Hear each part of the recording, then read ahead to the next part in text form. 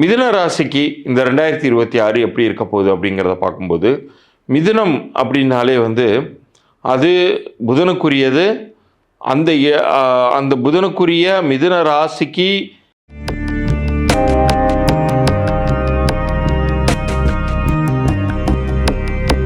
இப்போ ருச்சக யோகம் அப்படிங்கிறது வருது. அது செவ்வாயினால் உருவாகுது. ஆனால் இதில் என்ன ஒரே ஒரு டிராபேக்னா, செவ்வாய் உங்களுக்கு 6ஆம் வீட்டிற்கும் 11ஆம் வீட்டிற்கும் அதிபதி. 6ஆம் வீட்டின் அதிபதி உச்சமடைவது அப்படிங்கிறது பெரிய நல்ல விஷயங்கள் கிடையாது. ஆனால் லாபஸ்தானாதிபதி 11ஆம் வீட்டின் அதிபதியாக செவ்வாய் அவரே இருப்பதினால், அவர் 9ஆம் வீட்டில் லாபம் உச்சமடைவதனால் உங்களுக்கு லாபங்கள் பெருகும். உங்களுக்கு ஏதேனும் ஒரு வகையில் மணி ஃப்ளோவை அவர் உண்டு பண்ணுவார். இன்னொரு ஆங்கிளில் நீங்கள் துரோகத்தை சந்திக்கக்கூடிய ஒரு சூழ்நிலைகளை உருவாக்கி விட்டுருவார். யாரையும் ரொம்ப நம்பிடாதீங்க. இந்த காலகட்டத்தில் ரொம்ப தேன் தடவிய மாதிரி பேசி உங்கள்கிட்ட காரியத்தை சாதித்து கொண்டு உங்களிடமிருந்து அபகரித்து கொண்டு ஓடக்கூடிய மனிதர்கள் தான் அதிகமாக சம்மந்தப்படுவாங்க. அந்த ஒரு விஷயத்தில் மட்டும் ஜாக்கிரதையாக இருங்க. ஏன்னா உங்கள் கையில் இப்போ காசு பணம் பொருளுது இல்லையா, அப்போ உங்களை நோக்கி எல்லா மக்களும் படையெடுப்பாங்க. அப்போ தான் நீங்கள் ரொம்ப உஷாராக இருக்கணும்.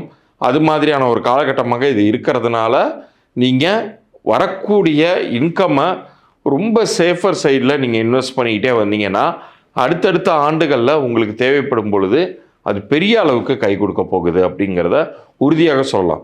இது மட்டுமா, உங்களுக்கு குருவும் சனியுமே சேர்ந்து நிறைய நல்ல பலன்களை கொடுக்க போகிறார். அதுலேயும் குரு தான் இந்த ஆண்டின் உங்களுடைய கதாநாயகனே அவர் தான்.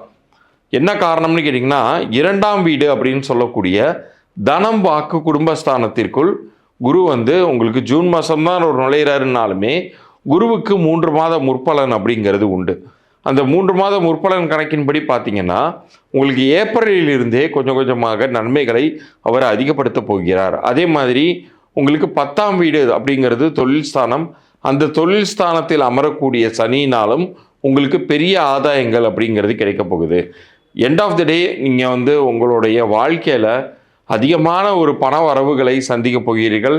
சொத்து பத்துகளை சேர்க்கக்கூடிய வாய்ப்பையும் செவ்வாய் உங்களுக்கு உருவாக்கி தரவே போகிறார். நீங்கள் செய்ய வேண்டியது உங்களுடைய எஃபர்ட்ஸுக்கு குறை வைக்காமல் எந்த அளவுக்கு நீங்கள் மேக்ஸிமம் ட்ரை பண்ணுறீங்களோ அந்த அளவுக்கு நன்மைகள் அப்படிங்கிறத நீங்கள் எதிர்பார்க்கலாம். இது ஒரு கோல்டன் ஆப்பர்ச்சுனிட்டின்னு சொல்லலாம். முடிந்தால் நீங்கள் ஒரு முறை திருச்செந்தூர் ஸ்தலத்திற்கோ அல்லது அறுபடை வீடுகளில் எந்த வீட்டுக்கு வேணாலும் போகலாம். நீங்கள் சென்று வரும்பொழுது அந்த புத மங்கள யோகம் அப்படிங்கிறது ஆக்டிவேட் ஆகும். ஏற்கனவே செவ்வாய் உச்சம் அடைஞ்சிருக்காரு. இந்த காலகட்டத்தில் புதனுக்குரிய ராசியான நீங்கள் இந்த ஸ்தலங்களுக்கு சென்று வரும் பொழுது உங்களுடைய வாழ்க்கையில் நிறைய நல்ல விஷயங்கள் நடப்பதை நீங்கள் கண்கூடாக பார்க்கலாம்.